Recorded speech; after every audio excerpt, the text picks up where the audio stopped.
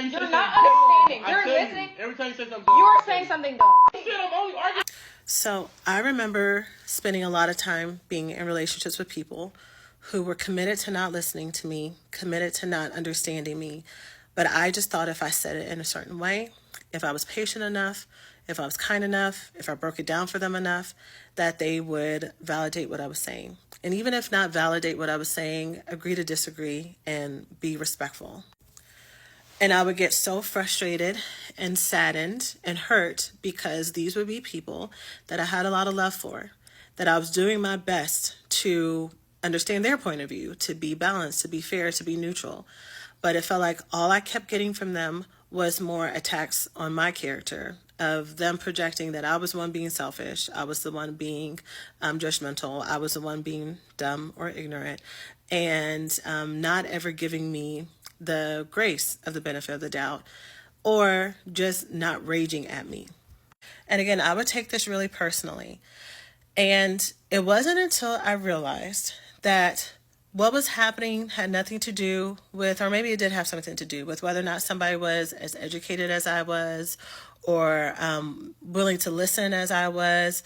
But really, the only people who did that to me were people who had major issues with anger, with rage, who were who had more of a proclivity to be abusive, to be neglectful, who were more liable to cause me harm. And so the people that I was choosing to try to share myself with, the people I was choosing to try to give them a chance, to see as a diamond in the rough, to see their positive qualities. And as long as I keep coming at them with love, if I'm just trying to be their friend, like we're not even trying to be together, I'm just trying to be this person's friend. I kept trying to be that example for love that they said that they needed, that I wanted to be for them. And I didn't realize that I set myself up in a trap.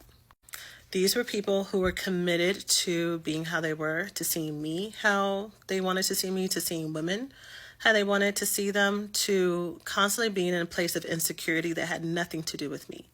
And it had nothing to do, there was nothing I could do as far as breaking things down, loving them out of it, that was going to change that cycle. They had to do it themselves. But even more than that, y'all, I had to learn that helping these people and changing their minds was not my job. And I also had to figure out, why did I continue to waste my time and be around people who were more leaning towards being abusive towards me, abusive at worst, insulting and mean and critical at best. Why was I allowing myself to be in these situations with people who were not treating me with the love that I deserved? Why did I keep sacrificing myself and thinking that I could take this type of emotional and verbal abuse, that I could waste my evenings and my time and my minutes, back when we had minutes, that I was okay putting myself in harm's way? For what? For what? Why was I signing up for that? You know, I don't know when I'm going to post this video, but I'm recording it at a time that I'm talking a lot about childhood emotional neglect with everyone in my audience, and learning how to break these cycles. And one way that this shows up is in relationships.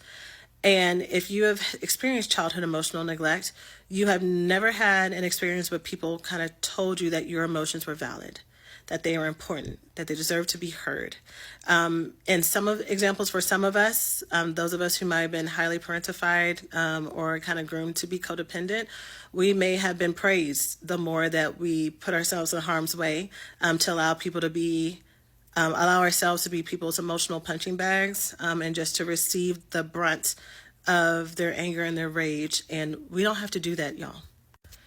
Even though it was very common maybe for us growing up to be in these types of relationships, whether or not it was family relationships that raged like this all the time and were committed to misunderstanding us, whether or not this has been romantic relationships or friendships, at any time we can say, no, I'm done.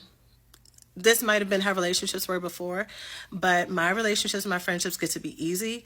I only have conversations with people who can be respectful, even if we disagree. I'm not de-escalating nobody.